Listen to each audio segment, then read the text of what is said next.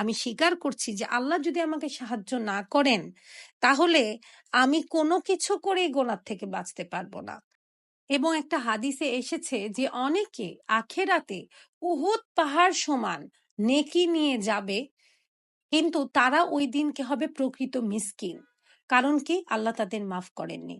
তারা হয়তো অনেক ইবাদত করেছেন, অনেক নামাজ পড়েছেন, অনেক রোজা রেখেছেন, অনেকগুলো হজ করেছেন, অনেক জাকাত দিয়েছেন, অনেক দান খয়রাত করেছেন, কিন্তু হয়তো মানুষের সাথে খারাপ ব্যবহার করেছেন, হয়তো মানুষকে উনি ঠকিয়েছেন, হয়তো কারো থেকে ঋণ নিয়েছেন, সেটা পরিশোধ করেননি।